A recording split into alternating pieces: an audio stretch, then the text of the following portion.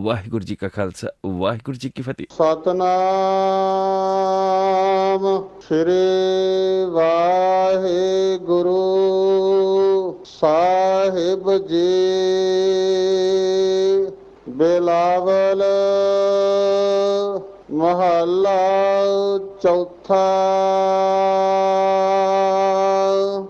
ਹਰ ਹਰ ਨਾਮ ਸੀਤਲ ਜਲ ਧਿਆਵੋ, ਹਰ ਚੰਦਨ ਵਾਸ ਸੁਗੰਧ ਗੰਧਈਆ। ਮਿਲ ਸਤ ਸੰਗਤ ਪਰਮ ਪਦ ਪਾਇਆ, ਮੈਂ ਹਿਰਡ ਪਲਾਸ ਸੰਗ ਹਰ ਬੋਹੀਆ। ਹਰ ਹਰ ਨਾਮ ਸੀਤਲ ਜਲ ਧਿਆਵੋ, ਹਰ ਚੰਦਨ ਵਾਸ ਸੁਗੰਧ ਗੰਧਈਆ। ਮਿਲ ਸਤ ਸੰਗਤ ਪਰਮ ਪਦ ਪਾਇਆ, ਮੈਂ ਹਿਰਡ ਪਲਾਸ ਸੰਗ ਹਰ ਬੋਹੀਆ। ਜਪ ਜਗਨਾਥ ਜਗਦੀਸ਼ ਗੁਸਈਆ, ਸਰਨ ਪਰੇ ਸੇ ਜਨ ਉਬਰੇ। ਜਿਉ ਪ੍ਰਹਲਾਦ ਉਧਾਰ ਸਮਈਆ, ਰਹਾਉ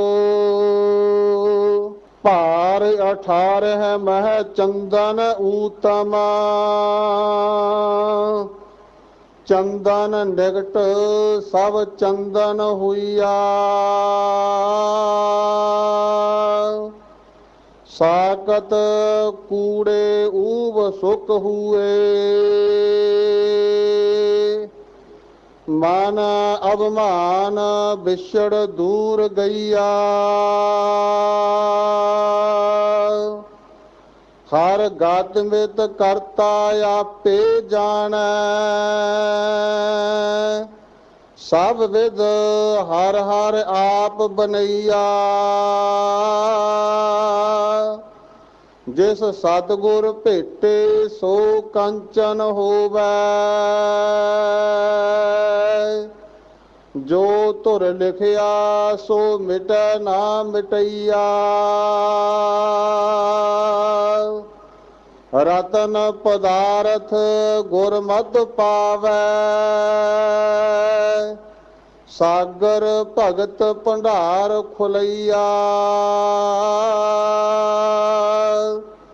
ਗੁਰ ਚਰਣੀ ਇਕ ਸਰਦਾ ਉਪਜੇ। ਮੈਂ ਹਰ ਗੁਣ ਕਹਤੇ ਤ੍ਰਿਪਤ ਨਾ ਭਈਆ, ਪਰਮ ਵੈਰਾਗ ਨਿਤ ਨਿਤ ਹਰ ਧਿਆਏ। ਮੈਂ ਹਰ ਗੁਣ ਕਹਤੇ ਭਾਵਨੀ ਕਹੀਆ, ਬਾਰ ਬਾਰ ਖਿਨ ਖਿਨ ਪਲ ਕਹੀਐ। ਹਰ ਪਾਰ ਨਾ ਪਾਵੈ ਪਰੈ ਪਰਈਆ, ਸਾਸਤ ਵੇਦ ਪੁਰਾਨ ਪੁਕਾਰ ਹੈ। ਧਰਮ ਕਰਹੁ ਖਟ ਕਰਮ ਦ੍ਰਿੜਈਆ, ਮਾਨਮੁਖ ਪਾਖੰਡ ਭਰਮ ਵਿਗੂਤੇ। ਲੋਭ ਲਹਿਰ ਨਾਭ ਭਾਰ ਬੁੜਈਆ, ਨਾਮ ਜਪਹੁ ਨਾਮੇ ਗਤ ਪਾਵਹੁ। ਸਿਮਰਤ ਸ਼ਾਸਤਰ ਨਾਮ ਦ੍ਰਿੜਈਆ, ਹਉਮੈ ਜਾਏ ਤਾਂ ਨਿਰਮਲ ਹੋਵੈ। ਗੁਰਮੁਖ ਪਰਚੈ ਪਰਮ ਪਦ ਪਈਆ, ਇਹੋ ਜਗ ਵਰਨਾ ਰੂਪ ਸਭ ਤੇਰਾ, ਜਿਤ ਲਾਭ ਹੈ ਸੇ ਕਰਮ ਕਮਈਆ। ਨਾਨਕ ਜੰਤ ਵਜਾਏ ਵੱਜ ਹੈ, ਜਿਤ ਭਾਵੈ ਤਿਤ ਰਾਹੇ ਚਲਈਆ। ਇਹੋ ਜਗ ਵਰਨ ਰੂਪ ਸਭ ਤੇਰਾ, ਜਿਤ ਲਾਭ ਹੈ ਸੇ ਕਰਮ ਕਮਈਆ। ਨਾਨਕ ਜੰਤ ਵਜਾਏ ਵੱਜ ਹੈ, ਜਿਤ ਭਾਵੈ ਤਿਤ ਰਾਹੇ ਚਲਈਆ। ਵਾਹਿਗੁਰੂ ਜੀ ਕਾ ਖਾਲਸਾ, ਵਾਹਿਗੁਰੂ ਜੀ ਕੀ ਫਤਿਹ। ਬਿਲਾਵਲ ਮਹੱਲਾ ਚੌਥਾ। ਹਰ ਹਰ ਨਾਮ ਸੀਤਲ ਜਲ ਧਿਆਵੋ, ਹਰ ਚੰਦਨ ਵਾਸ ਸੁਗੰਧ ਗੁੰਧਈਆ। ਮਿਲ ਸਤ ਸੰਗਤ ਪਰਮ ਪਦ ਪਾਇਆ, ਮੈਂ ਹਿਰਡ ਪਲਾਸ ਸੰਗ ਹਰ ਬੋਹੀਆ। ਵਾਹਿਗੁਰੂ ਜੀ ਕਾ ਖਾਲਸਾ, ਵਾਹਿਗੁਰੂ ਜੀ ਕੀ ਫਤਿਹ। ਸਨ ਅੱਜ ਦੇ ਪਾਵਨ ਪਵਿੱਤਰ ਮਹਾਫਰਮਾਨ, ਅੱਜ ਦੇ ਹੁਕਮਨਾਮਾ ਸਾਹਿਬ। ਸਤਿਗੁਰੂ ਜੀ ਦਾ ਲੈਣੇ ਹਾਂ ਨਾਮ ਔਰ ਕਰਦੇ ਹਾਂ ਸ਼ੁਰੂ ਅੱਜ ਦੇ ਪਵਿੱਤਰ ਮਹਾਫਰਮਾਨ ਦੀ ਵਿਚਾਰ ਵਾਰਤਾ। ਬਿਲਾਵਲ ਰਾਗ ਦੇ ਵਿੱਚ ਅੱਜ ਦੇ ਪਵਿੱਤਰ ਹੁਕਮਨਾਮਾ ਸਾਹਿਬ ਜੀ ਦੀ ਰਾਗਾਂ ਦੇ ਵਿੱਚ ਪਾਵਨ ਬਖਸ਼ਿਸ਼ਣਾ ਹੈ। ਅਗਰ ਕੋਈ ਰਾਗੀ ਜਨ, ਕੋਈ ਗਾਇਕ ਜਨ ਅੱਜ ਦੇ ਹੁਕਮਨਾਮਾ ਸਾਹਿਬ ਜੀ ਦੀ ਗਾਇਨਾ ਕਰਨੀ ਚਾਹੁਣ ਤਾਂ ਸਤਿਗੁਰਾਂ ਵੱਲੋਂ ਮਿੱਥਿਆ ਹੁਕਮਨ ਰਾਗ, ਰਾਗ ਬਿਲਾਵਲ ਹੈ। ਮਹੱਲਾ ਚੌਥਾ ਦਾ ਅਰਥ ਹੈ ਪਾਤਸ਼ਾਹ ਗੁਰੂ ਰਾਮਦਾਸ ਮਹਾਰਾਜ ਜੀ ਦੀ ਮੁਬਾਰਕ ਪਵਿੱਤਰ ਬਾਣੀ। ਸਤਿਗੁਰੂ ਜੀ ਦੇ ਪਵਿੱਤਰ ਗੁਰੂ ਗ੍ਰੰਥ ਸਾਹਿਬ ਜੀ ਦੇ ਸ਼ੁਭ ਅੰਗ ਨੇ 833, 834, 833, 834, ਜਿੱਥੇ ਅੱਜ ਦੇ ਹੁਕਮਨਾਮਾ ਸਾਹਿਬ ਜੀ ਸੁਭਾਇਮਾਨ ਨੇ, ਸਸ਼ੋਭਤ ਨੇ। ਪਵਿੱਤਰ ਗੁਰੂ ਗ੍ਰੰਥ ਸਾਹਿਬ ਜੀ ਦੇ ਵਿੱਚ ਪ੍ਰਮੁੱਖ ਰੂਪ ਦੇ ਵਿੱਚ ਨਾਮ ਨੂੰ ਹੀ ਦ੍ਰਿੜ ਕਰਾਇਆ ਗਿਆ ਹੈ। ਨਾਮ ਦੀ ਪ੍ਰਾਪਤੀ ਦੇ ਰਾਹੀਂ ਹੀ ਅਸਲ ਦੇ ਵਿੱਚ ਮਨੁੱਖ ਨੂੰ ਸਿਮਰਨ ਦੀ ਅਵਸਥਾ ਮਿਲਦੀ ਹੈ, ਸਿਮਰਨ ਦੀ ਜਾਚ ਮਿਲਦੀ ਹੈ। ਵਾਹਿਗੁਰੂ ਦਾ ਨਾਮ ਕੀ ਹੈ ਔਰ ਉਸ ਅਕਾਲ ਪੁਰਖ ਦੇ ਨਾਮ ਦੇ ਨਾਲ ਜੁੜਨਾ ਕਿਵੇਂ ਹੈ ਔਰ ਕੌਣ ਤਰਿਆ ਹੈ, ਸਤਿਗੁਰ ਨੇ ਇਹਨਾਂ ਸਾਰੀਆਂ ਗੱਲਾਂ ਦਾ ਜ਼ਿਕਰ ਅੱਜ ਦੇ ਪਵਿੱਤਰ ਮਹਾਫਰਮਾਨ ਦੇ ਵਿੱਚ ਕੀਤਾ ਹੈ। ਪਹਿਲੀ ਮੁਬਾਰਕ ਪੰਕਤੀ ਹੈ, ਹਰ ਹਰ ਨਾਮ ਸੀਤਲ ਜਲ ਧਿਆਵੋ, ਹਰ ਚੰਦਨ ਵਾਸ ਸੁਗੰਧ ਗੰਧਈਆ। ਵਾਹਿਗੁਰੂ ਦਾ ਨਾਮ ਕੀ ਹੈ? ਸੀਤਲ ਜਲ ਹੈ। ਸੀਤਲ ਜਲ ਦਾ ਮਤਲਬ ਹੈ ਇੱਕ ਪਵਿੱਤਰ ਜਲ ਜਿਹੜਾ ਸੀਤਲਤਾ ਦੇਵੇ ਆਤਮਾ ਨੂੰ। ਜਿਵੇਂ ਆਮ ਜ਼ਿੰਦਗੀ ਦੇ ਵਿੱਚ ਮਨੁੱਖ ਜਦੋਂ ਸਰੀਰ ਕਰਕੇ ਗਰਮੀ ਮਹਿਸੂਸ ਕਰਦਾ ਹੈ ਤਾਂ ਸੀਤਲ ਜਲ, ਸਾਫ਼ ਠੰਡਾ ਪਾਣੀ ਉਸ ਨੂੰ ਤ੍ਰਿਪਤ ਕਰਦਾ ਹੈ, ਉਸ ਦੀ ਪਿਆਸ ਬੁਝਾਉਂਦਾ ਹੈ। ਜਿਸ ਵਕਤ ਦੁਨਿਆਵੀ ਵਿਕਾਰਾਂ ਤੋਂ ਆਤਮਾ ਗਰਮੀ ਜਾਂ ਤਪਸ਼ ਮਹਿਸੂਸ ਕਰਦੀ ਹੈ, ਅਗਰ ਉਹ ਕਰਦੀ ਹੈ ਤਾਂ, ਕਿਉਂਕਿ ਆਮ ਜ਼ਿੰਦਗੀ ਦੇ ਵਿੱਚ ਮਨੁੱਖ ਵਿਕਾਰਾਂ ਤੋਂ ਤਪਸ਼ ਨਹੀਂ ਮਹਿਸੂਸ ਕਰਦਾ, ਸਗੋਂ ਆਪਣੇ ਸਰੀਰ ਨੂੰ ਆਨੰਦਿਤ ਕਰਦਾ ਹੈ। ਕਿਉਂਕਿ ਇਹੋ ਹੀ ਗੱਲ ਗੁਰਮਤਿ ਦੇ ਵਿੱਚ ਸਮਝਣ ਵਾਲੀ ਹੈ ਕਿ ਵਿਕਾਰਾਂ ਰਾਹੀਂ ਅਸਲ ਦੇ ਵਿੱਚ ਅਕਸਰ ਮਨੁੱਖ ਆਪਣੇ ਸਰੀਰ ਨੂੰ ਆਨੰਦਿਤ ਕਰਦਾ ਹੈ। ਇਹ ਆਨੰਦ ਸਰੀਰਕ ਹੈ ਜਿਹੜਾ ਮਨੁੱਖ ਨੂੰ ਸਾਈਡ ਇਫੈਕਟ ਦਿੰਦਾ, ਜਿਸ ਦੇ ਰਾਹੀਂ ਮਨੁੱਖ ਵਿਕਾਰੀ ਹੋ ਜਾਂਦਾ ਹੈ। ਕਿਉਂਕਿ ਸਤਿਗੁਰਾਂ ਨੇ ਅੱਗੇ ਮਨਮੁਖ ਦਾ ਔਰ ਸਾਕਤ ਦਾ ਵੀ ਜ਼ਿਕਰ ਕੀਤਾ ਹੈ। ਵਿਕਾਰੀ ਮਨੁੱਖ ਹੀ ਸਾਕਤ ਹੈ, ਵਿਕਾਰੀ ਮਨੁੱਖ ਹੀ ਕਰਮਕਾਂਡੀ ਹੈ, ਵਿਕਾਰੀ ਮਨੁੱਖ ਹੀ ਕਰਮਕਾਂਡਾਂ ਦੇ ਵਿੱਚ ਪੈ ਕੇ ਸਾਕਤ ਬਣ ਜਾਂਦਾ ਹੈ। ਆਤਮਾ ਨੂੰ ਤ੍ਰਿਪਤ ਕਰਦਾ ਹੈ ਨਾਮ, ਔਰ ਸਤਿਗੁਰ ਨੇ ਉਸ ਦੀ ਅਲੰਕ੍ਰਿਤ ਜੋ ਸੰਗਿਆ ਕੀਤੀ ਹੈ ਉਹ ਸੀਤਲ ਜਲ ਦੇ ਨਾਲ। ਅਲੰਕ੍ਰਿਤ ਤੁਲਨਾ ਸੀਤਲ ਜਲ ਦੇ ਨਾਲ ਹੈ, ਸਿਰਫ ਗੱਲ ਨੂੰ ਸਮਝਾਉਣ ਦੇ ਲਈ। ਲੇਕਿਨ ਵਿਚਕਾਰ ਸਤਿਗੁਰ ਨੇ ਇੱਕ ਸ਼ਬਦ ਪਾਇਆ ਹੈ, ਧਿਆਵੋ। ਗੱਲ ਬਾਰ-ਬਾਰ ਧਿਆਉਣ ਦੀ ਹੈ। ਧਿਆਨ ਦੀ ਅਵਸਥਾ ਸਿਮਰਨ ਦੀ ਅਵਸਥਾ ਹੈ। ਜਿੱਥੇ ਮਨੁੱਖ ਦੇ ਕੋਲ ਇੱਕ ਅਕਾਲ ਪੁਰਖ ਦੀ ਸਿਮਰਨਾ ਦੀ ਵਿਧੀ ਆਉਂਦੀ ਹੈ, ਜਿਸ ਨੂੰ ਸਤਿਗੁਰ ਕਹਿੰਦੇ ਨੇ ਕਿ ਇਸ ਧਿਆਉਣ ਦੀ ਅਵਸਥਾ ਦੇ ਵਿੱਚ ਹੀ ਮਨੁੱਖ ਆਤਮਿਕ ਪੱਖੋਂ ਉਸ ਸੀਤਲ ਜਲ ਦੇ ਰਾਹੀਂ ਆਪਣੀ ਆਤਮਾ ਨੂੰ ਤ੍ਰਿਪਤ ਕਰ ਸਕਦਾ ਹੈ, ਠੰਡਾ ਕਰ ਸਕਦਾ ਹੈ। ਤੋ ਇੱਥੇ ਧਿਆਵੋ ਵਿਆਕਰਣ ਦੇ ਮੁਤਾਬਕ, ਕਿਉਂਕਿ ਹਾਹੇ ਦੇ ਥੱਲੇ ਔਂਕੜ ਹੈ, ਤੋ ਇਸ ਦਾ ਮਤਲਬ ਹੋਏਗਾ ਕਿ ਸਿਮਰਦਾ ਹਾਂ, ਸਿਮਰਨ ਕਰਨ ਦੀ ਅਵਸਥਾ ਦੇ ਵਿੱਚ ਹਾਂ ਔਰ ਸਿਮਰਨ ਹੀ ਕਰਾਂਗਾ। ਹਰ ਧਿਆਵੋ ਸੰਤੋ ਜੀ ਸਭ ਦੁੱਖ ਵਿਸਾਰਨਹਾਰਾ। ਆਪਾਂ ਰਹਿਰਾਸ ਸਾਹਿਬ ਜੀ ਦਾ ਸ਼ਾਮੀ ਪਾਠ ਵੀ ਕਰਦੇ ਹਾਂ, ਉਦੋਂ ਵੀ ਇਹੋ ਹੀ ਅਵਸਥਾ, ਭਾਵ ਸਿਮਰਨ ਕਰੋ, ਭਾਵ ਚਿੰਤਨ ਕਰੋ, ਭਾਵ ਉਸ ਅਕਾਲ ਪੁਰਖ ਨੂੰ ਧਿਆਵੋ। ਔਰ ਉਸ ਦੇ ਨਾਲ ਕੀ ਹੋਏਗਾ? ਨਾਮ ਮਿਲੇਗਾ, ਜਿਹੜਾ ਵਾਹਿਗੁਰੂ ਦਾ ਹਰ ਦਾ ਨਾਮ ਮਨ ਦੀ ਆਤਮਾ ਨੂੰ ਤ੍ਰਿਪਤ ਕਰੇਗਾ। ਔਰ ਨਾਲ ਹੀ ਸਤਿਗੁਰ ਨੇ ਇੱਕ ਹੋਰ ਅਲੰਕ੍ਰਿਤ ਸੰਗਿਆ ਵਰਤੀ ਹੈ, ਉਹ ਹੈ ਚੰਦਨਵਾਸ। ਹਰ ਚੰਦਨਵਾਸ ਸੁਗੰਧ ਗੰਧਈਆ।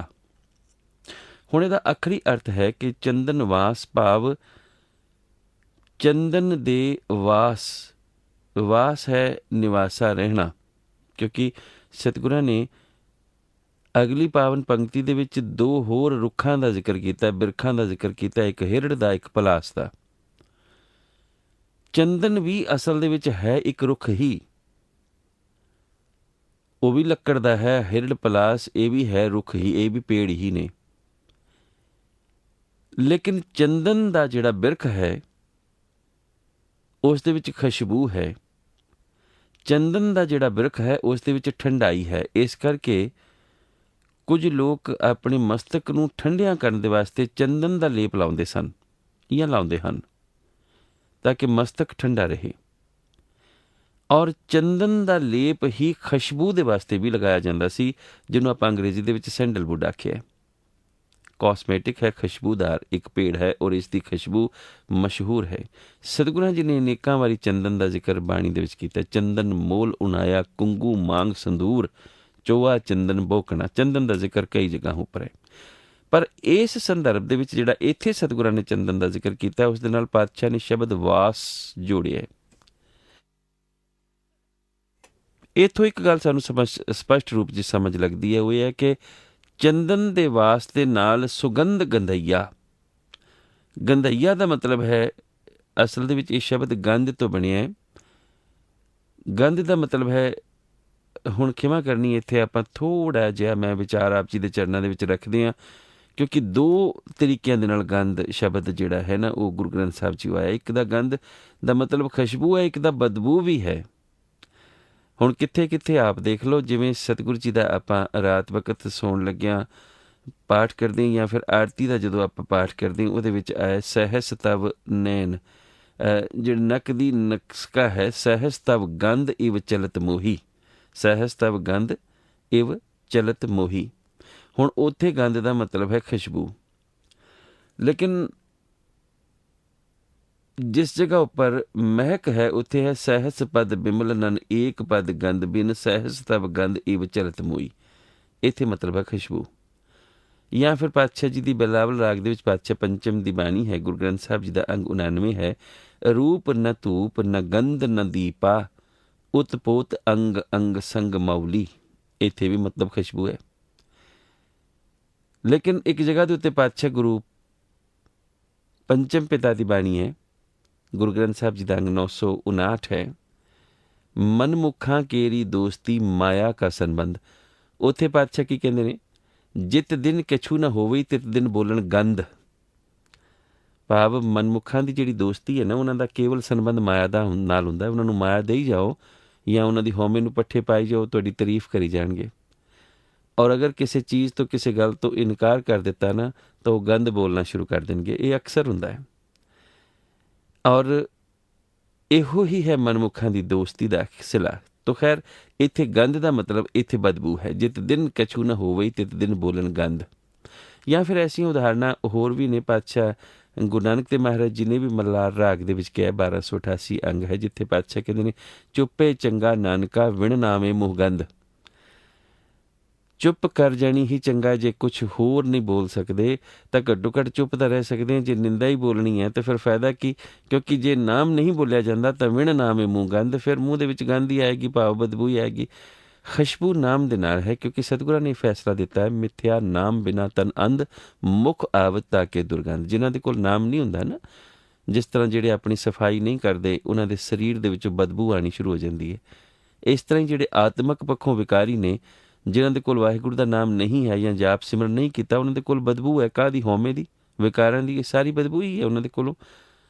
ਔਰ 1 ਮਿੰਟ ਦੇ ਵਿੱਚ ਆਪਾਂ ਜੱਜ ਕਰ ਲੈਂਦੇ ਹਾਂ ਕਿ ਉਹ ਬੜਾ ਚਲਾਕ ਹੈ, ਉਹ ਬੜਾ ਭ੍ਰਿਸ਼ਟ ਹੈ, ਉਹ ਬੜਾ ਹਉਮੈ ਦੇ ਵਿੱਚ ਮਾਰਿਆ ਹੋਇਆ ਹੈ। ਆਪਾਂ ਕਹਿ ਦਿੰਦੇ ਹਾਂ ਨਾ, ਇਹ ਬਦਬੂ ਹੀ ਹੈ, ਪ੍ਰਤੀਕਾਤਮਕ ਤੌਰ ਪਰ ਇਹ ਬਦਬੂ ਹੀ ਹੈ। ਤਾਂ ਮੈਂ ਅਕਸਰ ਐਸਾ ਕਿਹਾ ਜਾਂਦਾ ਕਿ ਜਿਸ ਵਿਅਕਤੀ ਦੀ ਪਤਾ ਹੀ ਲੱਗ ਗਈ ਕਿ ਉਹ ਚਲਾਕ ਹੈ, ਤਾਂ ਫਿਰ ਉਹ ਚਲਾਕ ਕਾਹਦਾ ਹੋਇਆ? ਲੇਕਿਨ ਮਨੁੱਖ ਜਿੰਨਾ ਮਰਜ਼ੀ ਆਪਣੇ ਆਪ ਨੂੰ ਛੁਪਾ ਲਵੇ ਕਿ ਉਹ ਚਲਾਕ ਹੈ, ਉਹ ਛੁਪਾ ਨਹੀਂ ਸਕਦਾ, ਕਿਉਂਕਿ ਇੰਨਾ ਕੁ ਮਨੁੱਖ ਦੇ ਕੋਲ ਜੱਜਮੈਂਟ ਨੇਚਰ ਹੁੰਦੀ। ਹਰ ਮਨੁੱਖ ਦੇ ਕੋਲ ਇੱਕ ਜੱਜਮੈਂਟ ਨੇਚਰ ਹੁੰਦੀ ਹੈ। ਈਵਨ ਇੱਕ ਜਾਨਵਰ ਵੀ ਜੱਜ ਕਰ ਲੈਂਦਾ ਹੈ। ਜਿਵੇਂ ਮੈਂ ਆਪ ਜੀ ਦੇ ਚਰਨਾਂ ਵਿੱਚ ਕਈ ਵਾਰੀ ਬੇਨਤੀ ਕਰਿਆ ਕਰਦਾ, ਕਿਸੇ ਪਿਆਸੇ ਜਾਨਵਰ ਨੂੰ ਆਪ ਪਾਣੀ ਪਿਆ ਕੇ ਦੇਖਣਾ, ਫਿਰ ਉਸ ਦੀਆਂ ਅੱਖਾਂ ਵੱਲ ਦੇਖਣਾ। ਕਿਸੇ ਭੁੱਖੇ ਜਾਨਵਰ ਨੂੰ ਕੁਝ ਖਵਾ ਕੇ ਦੇਖਣਾ, ਫਿਰ ਉਹਦੀਆਂ ਅੱਖਾਂ ਵੱਲ ਦੇਖਣਾ। ਚਲੋ ਘਰ ਦੇ ਵਿੱਚ ਹੀ ਦੇਖ ਲੈਣਾ, ਗਰਮੀ ਪੈ ਰਹੀ ਹੋਏ, ਕਿਸੇ ਪੌਦੇ ਨੂੰ ਇਸ ਭਾਵਨਾ ਦੇ ਨਾਲ ਪਾਣੀ ਦੇਣਾ ਕਿ ਇਹਨੂੰ ਵੀ ਗਰਮੀ ਲੱਗਦੀ ਹੋਗੀ, ਫਿਰ ਉਸ ਪੌਦੇ ਵੱਲ ਦੇਖਣਾ। ਆਪਣੇ ਆਪ ਦੇ ਵਿੱਚ ਇੱਕ ਧੰਨਵਾਦ ਨਜ਼ਰ ਆਏਗਾ। ਅਸਲ ਦੇ ਵਿੱਚ ਹਰ ਕੋਈ ਇਸ ਗੱਲ ਨੂੰ ਜੱਜ ਕਰ ਲੈਂਦਾ ਕਿ ਇਹ ਸਾਨੂੰ ਭਾਵਨਾ ਕਰਕੇ ਪਿਆਰ ਕਰ ਰਹੇ ਜਾਂ ਵਿਖਾਵੇ ਕਰਕੇ, ਇਹ ਸਾਨੂੰ ਚਲਾਕੀਆਂ ਕਰ ਰਹੇ। ਇਸੇ ਕਰਕੇ ਸਤਿਗੁਰਾਂ ਨੇ ਪਵਿੱਤਰ ਬਾਣੀ ਵਿੱਚ ਸਪਸ਼ਟ ਕਰ ਦਿੱਤਾ, ਇਹ ਮਨ ਚੰਚਲਾ ਚਤੁਰਾਈ ਕਿੰਨਾ ਪਾਇਆ। ਚਲਾਕੀਆਂ ਨਾਲ, ਚਤੁਰਾਈਆਂ ਦੇ ਨਾਲ ਪਰਮਾਤਮਾ ਨਹੀਂ ਪਾਇਆ ਜਾ ਸਕਦਾ। ਕੋਈ ਕਹੇ ਕਿ ਮੈਂ ਬਹੁਤ ਕੀਮਤੀ ਤੋਂ ਕੀਮਤੀ ਰੁਮਾਲਾ ਖਰੀਦ ਲਵਾਂ, ਕਿਵੇਂ ਕਰਨੀ? ਮੈਂ ਇੱਥੇ ਇਹ ਨਹੀਂ ਕਹਿੰਦਾ ਕਿ ਆਪ ਨਾ ਖਰੀਦੋ ਜਾਂ ਨਾ ਚੜਾਇਓ, ਲੇਕਿਨ ਉਸ ਦੇ ਪਿੱਛੇ ਭਾਵਨਾ ਕੀ ਹੈ, ਇਸ ਨੂੰ ਵੀ ਆਪਾਂ ਨਾਲ ਹੀ ਨਾਲ ਦੇਖਣਾ ਹੈ। ਕੋਈ ਬਹੁਤ ਵੱਡੀ, ਬਹੁਤ ਖੂਬਸੂਰਤੀ ਬਣਾਉਣੀ ਚੰਗੀ ਗੱਲ ਹੈ, ਲੇਕਿਨ ਉਸ ਦੇ ਪਿੱਛੇ ਭਾਵਨਾ ਕੀ ਹੈ? ਗੱਲ ਭਾਵਨਾ ਦੇ ਨਾਲ ਹੀ ਸਪਸ਼ਟ ਹੋਏਗੀ, ਕਿਉਂਕਿ ਭਾਵਨਾ ਭਾਵ ਹੈ ਔਰ ਇਹੀ ਪਿਆਰ ਹੈ।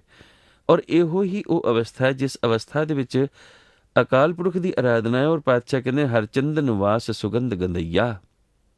ਤਾਂ ਗੱਲ ਮੈਂ ਗੰਧਈਆ ਦੀ ਕਰ ਰਿਹਾ ਸੀ। ਗੰਧਈਆ ਦਾ ਮਤਲਬ ਹੈ ਸੁਗੰਧ ਦਾ ਵਸ ਜਾਣਾ, ਸੁਗੰਧਿਤ ਹੋ ਜਾਣਾ। ਜਿਵੇਂ ਚੰਦਨ ਦੇ ਨੇੜੇ ਜਿਹੜੇ ਬਿਰਖ ਰਹਿ ਰਹੇ ਨੇ, ਉਹਨਾਂ ਦੇ ਵਿੱਚ ਵੀ ਵਾਸ ਆ ਜਾਂਦੀ ਹੈ। ਸਤਿਗੁਰਾਂ ਜੀ ਦੀ ਪਵਿੱਤਰ ਬਾਣੀ ਹੈ, ਬਾਬਾ ਕਬੀਰ ਜੀ ਦੀ ਬਾਣੀ ਹੈ। ਬਾਬਾ ਕਬੀਰ ਜੀ ਦੀ ਬਾਣੀ ਲੈ ਲੈਂਦੇ ਹਾਂ। ਕਬੀਰ ਚੰਦਨ ਕਾ ਵਿਰਵਾ ਭਲਾ, ਬੇੜਿਓ ਢਾਕ ਪਲਾਸ, ਓਏ ਵੀ ਚੰਦਨ ਹੋਏ ਰਹੇ ਬਸੇ ਜੂ ਚੰਦਨ ਪਾਸ। ਗੁਰੂ ਗ੍ਰੰਥ ਸਾਹਿਬ ਜੀ ਦਾ ਅੰਕ 1365 ਹੈ। ਇਸੇ ਪਲਾਸ ਰੁੱਖ ਦਾ ਜ਼ਿਕਰ ਸਤਿਗੁਰਾਂ ਨੇ ਇਸ ਅੱਜ ਦੇ ਹੁਕਮਨਾਮਾ ਸਾਹਿਬ ਦੇ ਵਿੱਚ ਵੀ ਕੀਤਾ ਹੈ। ਲੇਕਿਨ ਗੱਲ ਦੇਖਣ ਵਾਲੀ ਇਹ ਹੈ, ਕਿਉਂਕਿ ਆਮ ਲੋਕੀ ਕਈ ਵਾਰੀ ਕਰਮ ਕਾਂਡ ਦੀ ਅਵਸਥਾ ਦੇ ਵਿੱਚ ਸਾਨੂੰ ਫੋਨ ਕਰਕੇ ਕਹਿੰਦੇ ਹੈ ਕਿ ਜੀ ਜਿਹੜੀ ਜੋਤ ਜਲਾਈ ਜਾ ਰਹੀ ਹੈ, ਜਦੋਂ ਅਖੰਡ ਪਾਠ ਸਾਹਿਬ ਹੋ ਰਿਹਾ, ਜਿਹੜਾ ਪਾਣੀ ਨਾਲ ਰੱਖਿਆ ਜਾ ਰਿਹਾ, ਉਹ ਅੰਮ੍ਰਿਤ ਤਾਂ ਬਣ ਹੀ ਜਾਏਗਾ। ਕਿਉਂਕਿ ਬਾਬਾ ਕਬੀਰ ਕਹਿੰਦੇ ਨੇ, ਕਬੀਰ ਚੰਦਨ ਕਾ ਵਿਰਵਾ ਭਲਾ, ਬੇੜਿਓ ਟਾਕ ਪਲਾਸ, ਉਹ ਵੀ ਚੰਦਨ ਹੋਏ ਰਹੇ ਬਸੇ ਜੋ ਚੰਦਨ ਪਾਸ। ਉਹਨਾਂ ਦੇ ਵਿੱਚ ਵੀ ਚੰਦਨ ਦੀ ਖੁਸ਼ਬੂ ਆ ਜਾਂਦੀ, ਉਹ ਵੀ ਚੰਦਨ ਵਰਗੇ ਹੀ ਹੋ ਜਾਂਦੇ ਨੇ ਜਿਹੜੇ ਚੰਦਨ ਦੇ ਕੋਲ ਰਹਿੰਦੇ ਨੇ। ਇਹਦਾ ਮਤਲਬ ਹੈ ਇਹ ਜਿਹੜਾ ਪਾਣੀ ਨਾਲ ਰੱਖਿਆ ਗਿਆ, ਫਿਰ ਉਹ ਕਰਮਕਾਂਡੀ ਲੋਕ ਇਸ ਨੂੰ ਫਿਰ ਇਸ ਭਾਵਨਾ ਦੇ ਨਾਲ ਇਸਤੇਮਾਲ ਕਰ ਲੈਂਦੇ ਨੇ, ਇਸ ਪਾਵਨ ਬਾਣੀ ਨੂੰ। ਲੇਕਿਨ ਬਾਬਾ ਕਬੀਰ ਨੇ ਨਾਲ ਹੀ ਇਹ ਵੀ ਸਪਸ਼ਟ ਕਰ ਦਿੱਤਾ ਹੈ ਕਿ ਕਬੀਰ ਬਾਂਸ ਬਡਾਈ ਬੂਡਿਆ, ਇਉ ਮਤ ਡੂਬੋ ਕੋਏ, ਚੰਦਨ ਕੇ ਨਿਕਟੇ ਬਸੇ ਬਾਂਸ ਸੁਗੰਧ ਨਾ ਹੋਏ। ਬਾਂਸ ਵੀ ਰਹਿੰਦਾ ਚੰਦਨ ਦੇ ਨੇੜੇ, ਲੇਕਿਨ ਉਸ ਬਾਂਸ ਦੇ ਵਿੱਚ ਕਦੀ ਵੀ ਸੁਗੰਧ ਨਹੀਂ ਆਉਂਦੀ, ਕਿਉਂਕਿ ਉਹ ਆਕੜਿਆ ਹੈ। ਹਉਮੈ ਦੇ ਮਾਰੇ ਹੋਏ ਵਿਅਕਤੀ ਜਿਸ ਵਕਤ ਗੁਰੂ ਗ੍ਰੰਥ ਸਾਹਿਬ ਜੀ ਦੇ ਹਜ਼ੂਰ ਬੈਠਦੇ ਵੀ ਨੇ, ਤਾਂ ਵੀ ਉਹਨਾਂ ਦੇ ਕੋਲ ਮਤ ਨਹੀਂ ਆਉਂਦੀ। ਤੋ ਇਹ ਕਹਿ ਕੇ ਕਿ ਹਰ ਚੀਜ਼ ਉੱਥੇ ਸ਼ੁੱਧ ਹੋ ਜਾਏਗੀ, ਹਰ ਚੀਜ਼ ਸ਼ੁੱਧ ਹੋ ਸਕਦੀ ਹੈ ਜੇ ਉਸ ਦੀ ਭਾਵਨਾ ਸ਼ੁੱਧ ਹੋ ਜਾਏ। ਕਿਉਂਕਿ ਸਤਿਗੁਰੂ ਜੀ ਸਾਨੂੰ ਜਿਹੜੀ ਗੱਲ ਪ੍ਰਯੋਗ ਦੇ ਰੂਪ ਦੇ ਵਿੱਚ ਦਿੰਦੇ ਨੇ, ਉਸ ਦੇ ਵਿੱਚ ਪ੍ਰਯੋਗ ਜਾਂ ਪ੍ਰੈਕਟੀਕਲ ਕੇਵਲ ਇੰਨਾ ਹੀ ਹੈ ਕਿ ਜਿੰਨੀ ਦੇਰ ਤੱਕ ਆਪਾਂ ਅਪਣਾਉਂਦੇ ਨਹੀਂ, ਉਨੀ ਦੇਰ ਤੱਕ ਕਿਵੇਂ ਹੋ ਜਾਏਗਾ? ਬਾਂਸ ਆਕੜਿਆ ਹੋਇਆ ਹੈ, ਹੁਣ ਕੈਸਾ ਕਮਾਲ ਦਾ ਮਿਸਾਲ ਦਿੱਤਾ ਬਾਬਾ ਕਬੀਰ ਜੀ ਨੇ ਕਿ ਆਕੜੀ ਹੋਈ ਚੀਜ਼ ਦੇ ਵਿੱਚ ਬਾਂਸ ਦਾ ਬੂਟਾ ਹੈ, ਉੱਚਾ ਲੰਬਾ ਹੈ, ਲੇਕਿਨ ਮਾਣ ਦੇ ਵਿੱਚ ਡੁੱਬਿਆ ਹੋਇਆ। ਹੁਣ ਇਹ ਮਾਣ ਦੇ ਵਿੱਚ ਤਾਂ ਨਹੀਂ ਡੁੱਬਿਆ ਹੋਇਆ, ਖਿਮਾ ਕਰਨੀ, ਇੱਕ ਪਡੋਕਤੀ ਅਲੰਕਾਰ ਹੁੰਦਾ ਹੈ ਜਿਹੜਾ ਕਿ ਅਕਸਰ ਬਹੁਤ ਜਿਹੜੇ ਕਾਵ ਸ਼ੈਲੀ ਨੂੰ ਸਮਝਣ ਵਾਲੇ ਕਵੀ ਨੇ ਇਹ ਉਸ ਦਾ ਇਸਤੇਮਾਲ ਕਰਦੇ ਨੇ, ਪਡੋਕਤੀ ਅਲੰਕਾਰ। ਇਹ ਗੁਰੂ ਗ੍ਰੰਥ ਸਾਹਿਬ ਜੀ ਦੇ ਵਿੱਚ ਇਸ ਅਲੰਕਾਰ ਦਾ ਅਨੇਕਾਂ ਵਾਰੀ ਇਸਤੇਮਾਲ ਹੋਇਆ। ਜਦੋਂ ਮੈਂ PhD ਦੇ ਥੀਸਿਸ ਲਿਖ ਰਿਹਾ ਸੀ ਉਦੋਂ ਮੈਂ ਇਸ ਨੂੰ ਚੰਗੀ ਤਰ੍ਹਾਂ ਨਾਲ ਡਿਸਕਸ ਕੀਤਾ ਸੀ ਥੀਸਿਸ ਦੇ ਵਿੱਚ। ਉਹਦੇ ਵਿੱਚ ਇਹ ਹੁੰਦਾ ਕਿ ਕਾਰਨ ਕੋਈ ਹੋਰ ਹੁੰਦਾ ਹੈ। ਹੁਣ ਜਿਸ ਤਰ੍ਹਾਂ ਬਾਬਾ ਕਬੀਰ ਜੀ ਨੇ, ਬਾਬਾ ਫਰੀਦ ਜੀ ਨੇ ਇੱਕ ਸਵਾਲ ਪੁੱਛਿਆ, ਕਾਲੀ ਕੋਇਲ ਤੂੰ ਕਿਤ ਗੁਣ ਕਾਲੀ, ਅੱਗੋਂ ਜਵਾਬ ਦਿੰਦੀ ਹੋ ਆਪਣੀ ਪ੍ਰੀਤਮ ਕੇ ਬਿਰਹੋਂ ਜਾਲੀ। ਹੁਣ ਉਹ ਪ੍ਰੀਤਮ ਦੇ ਬਿਰਹਾਂ ਦੇ ਵਿੱਚ ਜਾਲੀ ਤਾਂ ਨਹੀਂ, ਜਲ ਕੇ ਤਾਂ ਨਹੀਂ ਕਾਲੀ ਹੋਈ ਨਾ, ਲੇਕਿਨ ਕਵੀ ਨੇ ਉਸ ਨੂੰ ਇਸ ਤਰੀਕੇ ਨਾਲ, ਬਾਣੀਕਾਰ ਨੇ ਉਸ ਨੂੰ ਇਸ ਤਰੀਕੇ ਨਾਲ ਇਸਤੇਮਾਲ ਕਰ ਲਿਆ ਕਿ ਉਸ ਨੇ ਆਪਣੀ ਭਾਵਨਾ ਨੂੰ, ਜੋ ਉਸਨੇ ਗੱਲ ਕਹਿਣੀ ਸੀ, ਉਸ ਨੂੰ ਸਪਸ਼ਟ ਕਰ ਦਿੱਤਾ। ਤੋ ਇਸ ਨੂੰ ਪਡੋਕਤੀ ਅਲੰਕਾਰ ਕਿਹਾ ਜਾਂਦਾ। ਹੁਣ ਉਹ ਬਾਂਸ ਵਿਚਾਰਾ ਤੇ ਵੈਸੇ ਹੀ ਖੜਾ ਹੈ ਕੋਲ, ਹੁਣ ਉਹ ਬਾਂਸ ਕੀ ਹੋਮੇ ਕਰੇਗਾ, ਲੇਕਿਨ ਉਹਨਾਂ ਨੇ ਇਸਤੇਮਾਲ ਕੀਤਾ ਵਾਕਈ ਵੀ ਜਿਹੜਾ ਆਕੜਿਆ ਹੋਇਆ ਉਹ ਹੋਮੇ ਦੇ ਵਿੱਚ ਹੈ, ਉੱਚਾ ਲੰਬਾ ਹੈ, ਮਾਣ ਦੇ ਵਿੱਚ ਹੈ। ਤੋ ਬਾਬਾ ਕਬੀਰ ਜੀ ਨੇ ਇਸ ਪਡੋਕਤੀ ਅਲੰਕਾਰ ਦੇ ਇਸਤੇਮਾਲ ਦੇ ਰਾਹੀਂ ਇਸ ਗੱਲ ਨੂੰ ਸਪਸ਼ਟ ਕਰ ਦਿੱਤਾ ਕਿ ਜਿਹੜੇ ਆਕੜੇ ਹੋਏ ਲੋਕ ਨੇ, ਜਿਹੜੇ ਹਉਮੈ ਦੇ ਵਿੱਚ ਆਏ ਹੋਏ ਲੋਕ ਨੇ, ਮੈਂ ਤਾਂ ਹੈਰਾਨ ਉਹਨਾਂ ਲੋਕੀ ਪੜ੍ਹਦੇ ਬਾਣੀ ਹੋ ਰਹੇ ਹੁੰਦੇ ਨੇ ਲੇਕਿਨ ਫਿਰ ਵੀ ਇੰਨੀ ਹਉਮੈ ਮੈਨੂੰ ਉਸ ਵਕਤ ਨਹੀਂ ਸਮਝ ਲੱਗਦੀ। ਫਿਰ ਬਾਬਾ ਕਬੀਰ ਜੀ ਦੀ ਇਸ ਬਾਣੀ ਦੇ ਰਾਹੀਂ ਗੱਲ ਸਮਝ ਲੱਗ ਸਕਦੀ ਹੈ ਕਿ ਚੰਦਨ ਕੇ ਨਿਕਟੇ ਬਸੇ ਬਾਂਸ ਸੁਗੰਧ ਨਾ ਹੋਏ। ਬਾਣੀ ਜ਼ਰੂਰ ਪੜ੍ਹ ਰਹੇ ਨੇ, ਹੈ ਗੁਰੂ ਗ੍ਰੰਥ ਸਾਹਿਬ ਜੀ ਦੇ ਆਪਣੇ ਆਪ ਨੂੰ ਨੇੜੇ ਹੋਣ ਦਾ ਦਾਅਵਾ ਕਰਦੇ, ਔਰ ਇਸ ਗੱਲ ਦਾ ਵੀ ਦਾਅਵਾ ਕਰਦੇ ਨੇ ਕਿ ਖਾਲੀ ਅਸੀਂ ਪ੍ਰਚਾਰ ਕਰ ਰਹੇ ਹਾਂ। ਤਾਂ ਬਾਬਾ ਕਬੀਰ ਕਹਿੰਦੇ ਨੇ ਬਾਂਸ ਭਾਵੇਂ ਚੰਦਨ ਦੇ ਨੇੜੇ ਵੀ ਕਿਉਂ ਨਾ ਉੱਗਿਆ ਹੋਵੇ, ਉਸ ਦੇ ਵਿੱਚ ਚੰਦਨ ਵਾਲੀ ਸੁਗੰਧ ਨਹੀਂ ਆਉਂਦੀ। ਤਾਂ ਜਿਸ ਗੱਲ ਜਿਹੜੀ ਹੈ ਉਹ ਇਹੀ ਸਮਝਾਈ ਗਈ ਹੈ ਕਿ ਤੁਸੀਂ ਕੋਈ ਧਿਰ ਬਾਂਸ ਵਾਂਗ ਭਾਵ ਹਉਮੈ ਦੇ ਵਿੱਚ ਨਾ ਡੁੱਬ ਜਾਇਓ, ਕਿਤੇ ਇਸ ਤਰ੍ਹਾਂ ਨਾ ਹੋਏ, ਕਿਉਂਕਿ ਹਉਮੈ ਦੇ ਵਿੱਚ ਕੁਝ ਨਹੀਂ ਹੈ। ਤੋ ਅੱਜ ਦੇ ਹੁਕਮਨਾਮਾ ਸਾਹਿਬ ਜੀ ਦੇ ਵਿੱਚ ਜਿਹੜੀ ਸਤਿਗੁਰ ਨੇ ਗੱਲ ਸਪਸ਼ਟ ਕੀਤੀ ਹੈ ਕਿ ਚੰਦਨ ਵਾਸ ਸੁਗੰਧ ਗੰਧਈਆ ਮਿਲ ਸਤ ਸੰਗਤ ਪਰਮ ਪਦ ਪਾਇਆ। ਹੁਣ ਸਤ ਸੰਗਤ ਦੇ ਵਿੱਚ ਮਿਲ ਕੇ ਹੀ ਪਰਮ ਪਦ ਪਾਇਆ ਜਾਏਗਾ, ਭਾਵ ਚੰਦਨ ਦੇ ਨੇੜੇ ਵਾਸ ਕਰਨ ਦੇ ਨਾਲ ਸੁਗੰਧ ਉਹਦੇ ਵਿੱਚ ਹੀ ਆਏਗੀ ਜਿਸ ਮਨੁੱਖ ਦੇ ਕੋਲ ਸਤ ਸੰਗਤ ਦੇ ਵਿੱਚ ਜਾਣ ਵਾਲੀ ਨਮਰਤਾ ਹੈ, ਭਾਵ ਗੱਲ ਨੂੰ ਸਮਝਣ ਵਾਲੀ ਨਮਰਤਾ ਹੈ। ਅਨੇਥਾ ਪਾਤਸ਼ਾਹ ਕਹਿੰਦੇ ਨੇ ਮੈਂ ਹਿਰਡ ਪਲਾਸ ਸੰਗ ਹਰ ਬਹੁਈਆ। ਹੁਣ ਹਿਰਡ ਪਲਾਸ ਇਹ ਵੀ ਦੋ ਰੁੱਖ ਨੇ, ਦੋ ਬੂਟੇ ਨੇ, ਜਿਵੇਂ ਕਿ ਮੈਂ ਆਪ ਜੀ ਦੇ ਚਰਨਾਂ ਵਿੱਚ ਬੇਨਤੀ ਕੀਤੀ ਸੀ। ਤਾਂ ਬਾਬਾ ਕਬੀਰ ਜੀ ਦੀ ਵੀ ਜਿਹੜੀ ਬਾਣੀ ਪੜ੍ਹੀ ਹੈ ਉਹਦੇ ਵਿੱਚ ਵੀ ਪਲਾਸ ਦਾ ਜ਼ਿਕਰ ਹੈ। ਕਬੀਰ ਚੰਦਨ ਕਾ ਵਿਰਵਾ ਵਾਲਾ ਬੇੜਿਓ ਢਾਕ ਪਲਾਸ। ਹੁਣ ਇੱਥੇ ਵੀ ਪਲਾਸ ਉਹ ਛਿਛਰਾ, ਉਹ ਛੋਟਾ ਜਿਹਾ ਰੁੱਖ ਹੈ, ਜਿਸ ਰੁੱਖ ਦਾ ਜਿਹੜਾ ਰੁੱਖ ਕੀ ਮਾਣ ਕਰੇਗਾ ਕਿਉਂਕਿ ਛੋਟਾ ਜਿਹਾ। ਅਤੇ ਇਰਿੰਡ ਜਿਹੜਾ ਹੈ ਨਾ, ਇਰਿੰਡ ਦਾ ਵੀ ਜ਼ਿਕਰ ਆਇਆ। ਬਾਬਾ ਰਵਿਦਾਸ ਜੀ ਨੇ ਵੀ ਆਪਣੀ ਪਵਿੱਤਰ ਬਾਣੀ ਵਿੱਚ ਗੁਰੂ ਗ੍ਰੰਥ ਸਾਹਿਬ ਜੀ ਦੇ ਅੰਗ 486 ਉੱਪਰੇ ਦਾ ਜ਼ਿਕਰ ਕੀਤਾ। ਤੁਮ ਚੰਦਨ ਹਮ ਇਰਿੰਡ ਬਾਪਰੇ ਸੰਗ ਤੁਮਾਰੇ ਬਾਸਾ, ਨੀਚ ਰੂਖ ਤੇ ਊਚ ਪਏ ਹੈ ਗੰਧ ਸੁਗੰਧ ਨਿਵਾਸਾ, ਮਾਧੋ ਸਤਸੰਗਤ ਸਰਨ ਤੁਮਾਰੀ ਹਮ ਔਗਨ ਤੁਮ ਪਰਉਪਕਾਰੀ ਤੁਮ ਉਪਕਾਰੀ। ਇਹ ਰਹਾਉ ਦੀ ਮੁਬਾਰਕ ਪੰਕਤੀ ਹੈ। ਤੋ ਨੀਚ ਰੂਖ ਤੇ ਇਹਦਾ ਮਤਲਬ ਜਿਹੜਾ ਅਰਿੰਡ ਹੈ ਇਹ ਨੀਚ ਰੂਖ ਹੈ।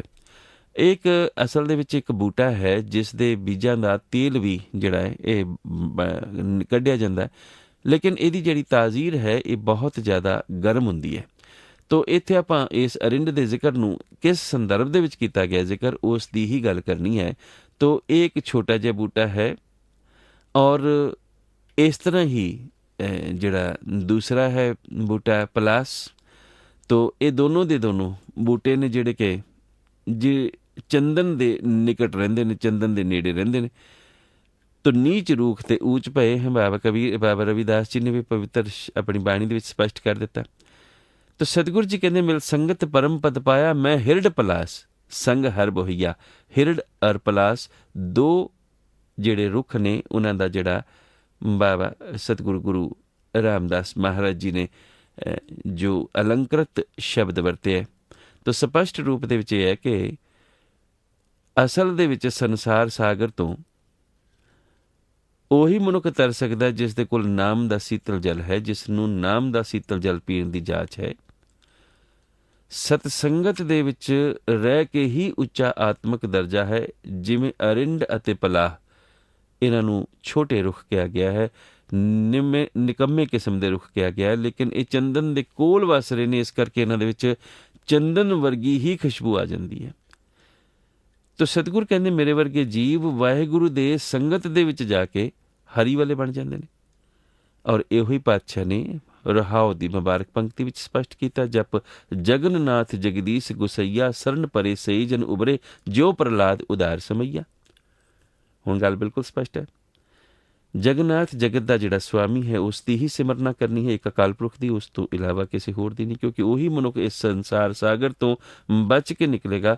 ਜਿਵੇਂ ਭਗਤ ਪ੍ਰਹਲਾਦ ਦੀ ਗਾਥਾ ਦਾ ਜ਼ਿਕਰ ਕਰਦੇ ਹੋਇਆ ਸਤਿਗੁਰ ਨੇ ਗੱਲ ਸਾਨੂੰ ਸਮਝਾਈਏ। ਹੁਣ ਭਗਤ ਪ੍ਰਹਲਾਦ ਕੌਣ ਸੀ ਆਪਾਂ ਸਾਰੇ ਜਾਣਦੇ ਹਾਂ। ਹਰਨਾਕਸ਼ ਦਾ ਪੁੱਤਰ ਸੀ, ਲੇਕਿਨ ਇਸ ਨੇ ਅਕਾਲ ਪੁਰਖ ਦੇ ਨਾਲ ਜੋੜ ਲਈ। ਪ੍ਰਹਲਾਦ ਦਾ ਜ਼ਿਕਰ ਗੁਰੂ ਗ੍ਰੰਥ ਸਾਹਿਬ ਜੀ ਦੇ ਵਿੱਚ ਅਨੇਕਾਂ ਵਾਰੀ ਆਇਆ। ਹਰ ਜੁਗ ਜੁਗ ਭਗਤ ਪਾਇਆ, ਪੈਜ ਰੱਖਦਾ ਆਇਆ, ਹਰਨਾਕਸ਼ ਦੁਸ਼ਟ ਹਰ ਮਾਰਿਆ, ਪ੍ਰਹਲਾਦ ਤਰਾਇਆ। ਤੇ ਸਤਿਗੁਰੂ ਜੀ ਉਸ ਹਰਨਾਕਸ਼ ਦੇ ਪੁੱਤਰ ਦੀ ਗੱਲ ਕਰਦੇ ਨੇ, ਜਿਸ ਨੇ ਆਪਣੇ ਪਿਤਾ ਨੂੰ ਰੱਬ ਮੰਨਣ ਤੋਂ ਇਨਕਾਰ ਕਰ ਦਿੱਤਾ, ਕਿਉਂਕਿ ਦੁਨਿਆਵੀ ਤੌਰ ਉੱਪਰ ਕੋਈ ਵੀ ਸਰੀਰਕ ਮਨੁੱਖ, ਸਰੀਰਕ ਜਿਸਮ ਰੱਬ ਨਹੀਂ ਹੋ ਸਕਦਾ, ਅਕਾਲ ਪੁਰਖ ਨਹੀਂ ਹੋ ਸਕਦਾ। ਲੇਕਿਨ ਹਰਨਾਕਸ਼ ਨੇ ਵੀ ਰੱਬ ਬਣੀ ਹੀ ਜਾਣਾ ਸੀ, ਜਿਵੇਂ ਹੋਰ ਵੀ ਕਈ ਨੇ ਜਿਹੜੇ ਰਾਜੇ ਸਨ, ਕਿਉਂਕਿ ਰਾਜੇ ਤੋਂ ਬਾਅਦ ਹੋਰ ਮਨੁੱਖ ਦੀ ਖਾਹਿਸ਼ ਹੁੰਦੀ ਕਿ ਮੈਂ ਹੁਣ ਰੱਬ ਹੀ ਬਣ ਜਾਵਾਂ। ਹੁਣ ਜਿਵੇਂ ਹੋਰ ਵੀ ਮਿਥਿਹਾਸਕ ਕਈ ਪਾਤਰ ਨੇ ਜਿਨ੍ਹਾਂ ਨੂੰ ਮਿਥਿਹਾਸਕ ਧਰਮ ਦੇ ਵਿੱਚ ਰੱਬ ਮੰਨ ਲਿਆ ਗਿਆ, ਕਿਉਂਕਿ ਉਹਨਾਂ ਦੇ ਘਰੋਂ ਵਿਰੋਧ ਨਹੀਂ ਹੋਇਆ, ਇਸ ਕਰਕੇ ਉਹਨਾਂ ਨੂੰ ਰੱਬ ਮੰਨ ਲਿਆ ਗਿਆ। ਇਸ ਤਰ੍ਹਾਂ ਹੀ ਹਰਨਾਕਸ਼ ਨੇ ਵੀ ਰੱਬ ਬਣੀ ਜਾਣਾ ਸੀ, ਲੇਕਿਨ ਉਹਦੇ ਆਪਣੇ ਪੁੱਤਰ ਵੱਲੋਂ ਉਹਦਾ ਵਿਰੋਧ ਹੋ ਗਿਆ।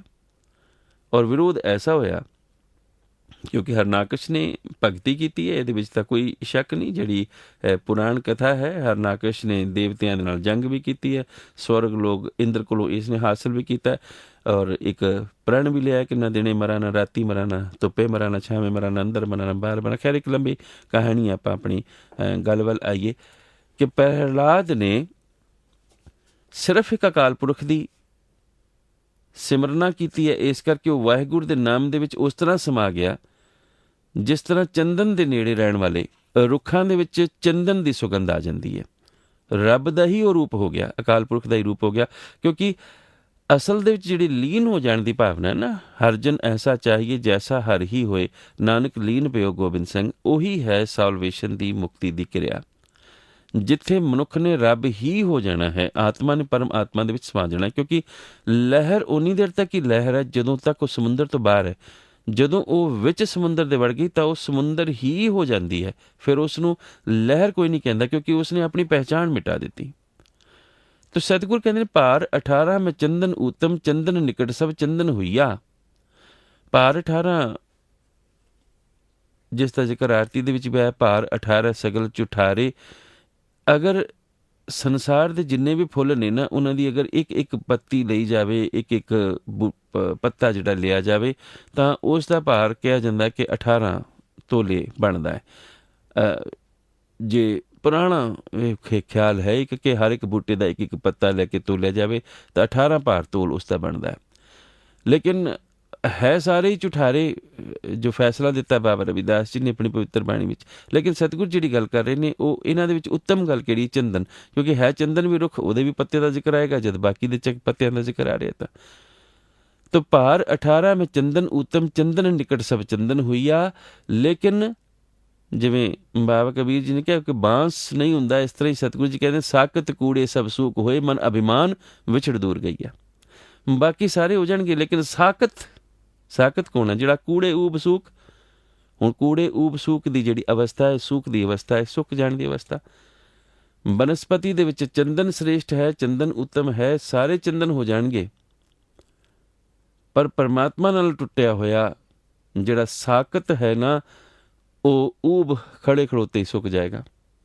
ਉਹ ਨਹੀਂ ਹੋ ਸਕਿਆ। ਕਿਉਂਕਿ ਉਸਦੇ ਮਨ ਵਿੱਚ ਅਭਿਮਾਨ। ਸਾਕਤ ਕਿਉਂਕਿ ਅਭਿਮਾਨੀ ਹੈ, ਵਿਛੜ ਦੂਰ ਗਈ ਆ, ਇਸ ਕਰਕੇ ਉਹ ਦੂਰ ਹੀ ਹੈ ਪਰਮਾਤਮਾ ਤੋਂ, ਨੇੜੇ ਹੁੰਦਿਆਂ ਹੋਇਆਂ ਵੀ। ਹੋ ਸਕਦਾ ਇਸ ਦੇ ਲਈ ਵੀ ਇੱਕ ਗਾਥਾ ਯਾਦ ਆਉਂਦੀ ਹੈ, ਪਰ ਵਕਤ ਨਹੀਂ ਇਜਾਜ਼ਤ ਦਿੰਦਾ, ਫਿਰ ਕਿਸੇ ਵਕਤ ਸਰਵਣ ਕਰਾਵਾਂਗਾ। ਗੁਰੂ ਗੋਬਿੰਦ ਸਿੰਘ ਮਹਾਰਾਜ ਜੀ ਦੇ ਵਕਤ ਦੀ ਜੱਗੇ ਨਾਮ ਦੇ ਇੱਕ ਸਿੱਖ ਦੀ ਗਾਥਾ ਹੈ ਕਿ ਕਿਵੇਂ ਉਹ ਸਤਿਗੁਰਾਂ ਦੇ ਨਾਲ ਘੁਲ ਮਿਲ ਗਿਆ ਸੀ ਦੂਰ ਰਹਿੰਦੇ ਹੋਇਆਂ ਵੀ, ਔਰ ਸਤਿਗੁਰਾਂ ਦੇ ਜਿਹੜੇ ਨੇੜੇ ਸਨ ਉਹ ਨਹੀਂ ਰਲ ਸਕੇ।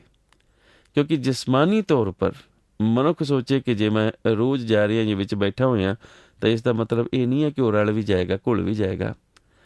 ਇੱਥੇ ਆਤਮਿਕ ਪ੍ਰੀਤ ਹੈ, ਜਿੱਥੇ ਮਨੁੱਖ ਆਪਣੇ ਮਨ ਨੂੰ ਮਨਾਏਗਾ ਔਰ ਆਤਮਿਕ ਪੱਖੋਂ ਉਹ ਆਪਣੇ ਵਿਕਾਰ ਨੂੰ ਛੱਡ ਕੇ ਪਰਮ ਆਤਮਾ ਦੀ ਸ਼ਰਨ ਦੇ ਵਿੱਚ ਇਸ ਪੱਖੋਂ ਜਾਏਗਾ ਕਿ ਗੁਰੂ ਸਭ ਕੁਝ ਤੇਰਾ। ਔਰ ਸਤਿਗੁਰ ਕਹਿੰਦੇ ਹਰ ਗਤਮਿਤ ਕਰਤਾ ਆਪੇ ਜਾਣੇ, ਸਭ ਬਿਦ ਹਰ ਹਰ ਆਪ ਬਣਈਆ। ਗੱਲ ਸਪਸ਼ਟ ਹੋ ਗਈ ਨਾ। ਮਨੋਂ ਮਨੁੱਖ ਪਿਆਰ ਕਰ ਰਿਹਾ ਜਾਂ ਤਨੋਂ ਮਨੁੱਖ ਪਿਆਰ ਕਰ ਰਿਹਾ, ਇਹ ਬਿਦ ਪਰਮਾਤਮਾ ਜਾਣਦਾ, ਘਟ ਘਟ ਕੇ ਅੰਦਰ ਕੀ ਜਾਣਨ ਵਾਲਾ। ਲੇਕਿਨ ਜਿਸ ਸਤਿਗੁਰ ਭੇਟੇ ਸੋ ਕੰਚਨ ਹੋਏ, ਸੋ ਤੁਰ ਲਿਖਿਆ ਸੋ ਮਿਟੇ ਨਾ ਮਿਟਈਆ। ਕੰਚਨ ਫਿਰ ਸਤਿਗੁਰਾਂ ਨੇ ਇੱਕ ਅਲੰਕਾਰ ਵਰਤਿਆ, ਸੋਨਾ, ਜਿਹਨੂੰ ਆਪਾਂ ਅੰਗਰੇਜ਼ੀ ਦੇ ਵਿੱਚ ਗੋਲਡ ਤਾਂ ਕਹਿ ਦਿੱਤਾ, ਲੇਕਿਨ ਇੱਥੇ ਮਤਲਬ ਇਹ ਹੈ ਕਿ ਇੰਨਾ ਸ਼ੁੱਧ ਹੋ ਜਾਏਗਾ, ਇੰਨਾ ਪਵਿੱਤਰ ਹੋ ਜਾਏਗਾ, ਕਿਉਂਕਿ ਸੋਨੇ ਨੂੰ, ਕੰਚਨ ਨੂੰ ਸ਼ੁੱਧ ਮੰਨਿਆ ਗਿਆ, ਪਵਿੱਤਰ ਮੰਨਿਆ ਗਿਆ, ਕਿਉਂਕਿ ਉਹ ਅੱਗ ਦੇ ਵਿੱਚੋਂ ਨਿਕਲ ਕੇ ਆਉਂਦਾ ਹੈ। ਰਤਨ ਪਦਾਰਥ ਗੁਰਮਤ ਪਾਵੇ, ਸਾਗਰ ਭਗਤ ਭੰਡਾਰ ਖੁਲਈਆ। ਗੁਰ ਚਰਨੀ ਇੱਕ ਸਰਦਾ ਉਪਜੀ, ਮੈਂ ਹਰ ਗੁਣ ਕਹਿਤੇ ਤ੍ਰਿਪਤ ਨ ਪਈਆ। ਹਰ ਗੁਣ ਕਹਿਤੇ ਤ੍ਰਿਪਤ ਨ ਪਈਆ। ਕਿ ਹਰ ਗੁਣ ਕਹਿੰਦੇ ਆਪਾਂ ਤ੍ਰਿਪਤ ਨਹੀਂ ਹੁੰਦੇ, ਫਿਰ ਹਰੀ ਗੁਣ ਕਹਿਣ ਦਾ ਫਾਇਦਾ ਕੀ ਹੈ?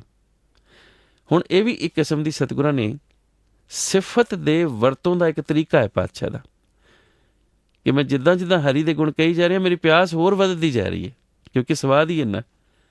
ਇਹ ਵੀ ਇੱਕ ਤ੍ਰਿਪਤ ਦਾ ਤਰੀਕਾ, ਇਸ ਕਰਕੇ ਤ੍ਰਿਪਤੀ ਆ ਨਹੀਂ ਰਹੀ। ਤ੍ਰਿਪਤੀ ਪੂਰੀ ਤਰ੍ਹਾਂ ਨਾਲ ਆ ਗਈ ਹੈ, ਲੇਕਿਨ ਪਿਆਸ ਇੰਨੀ ਜ਼ਿਆਦਾ ਵਧੀ ਜਾ ਰਹੀ ਹੈ, ਹੋਰ ਵਧੀ ਜਾ ਰਹੀ ਹੈ, ਹੋਰ। ਸਤਿਗੁਰ ਕਹਿੰਦੇ ਪਰਮ ਬੈਰਾਗ ਨਿਤ ਨਿਤ ਹਰ ਧਿਆਏ, ਮੈਂ ਹਰ ਗੁਣ ਕਹਿਤੇ ਭਾਵਨ ਕਹੀਆ। ਬਾਰ ਬਾਰ ਖਿਨ ਖਿਨ ਪਲ ਕਹੀਏ, ਹਰ ਪਾਰ ਨ ਪਾਵੇ ਪਰੇ ਪਰਈਆ। ਇਹ ਧਿਆਨ ਦੀ ਅਸਲ ਉਹ ਅਵਸਥਾ ਹੈ ਜਿੱਥੇ ਗੁਣ ਗਾਉਂਦਿਆਂ ਅੰਦਰ ਪਿਆਰ ਐਸਾ ਸਮਾ ਜਾਵੇ ਕਿ ਇੱਕ ਮਿਕ ਹੋ ਜਾਵੇ ਭਾਵਨਾ, ਬਸ ਫਿਰ ਕੁਛ ਹੋਰ ਸੁਝੇ ਹੀ ਨਾ। ਹਰੇਕ ਖਿਨ, ਹਰੇਕ ਪਲ, ਹਰੇਕ ਛਣ ਅਕਾਲ ਪੁਰਖ ਦਾ ਨਾਮ ਜਪਣ ਦੇ ਲਈ ਜੀ ਕਰੇ, ਹਰ ਗੱਲ ਦੇ ਵਿੱਚੋਂ ਅਕਾਲ ਪੁਰਖ ਦਾ ਨਾਮ ਨਿਕਲੇ, ਔਰ ਹਰ ਪੱਖੋਂ ਵਾਹਿਗੁਰੂ ਦਾ ਹੀ ਸ਼ੁਕਰਾਨਾ ਹੋਵੇ।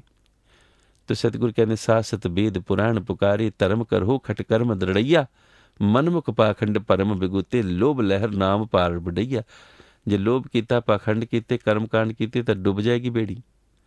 ਨਾਮ ਜਪੋ ਨਾਮੇ ਗਤ ਪਾਵੋ, ਸਿਮਰਤ ਸ਼ਾਸਤਰ ਨਾਮ ਦੜਈਆ।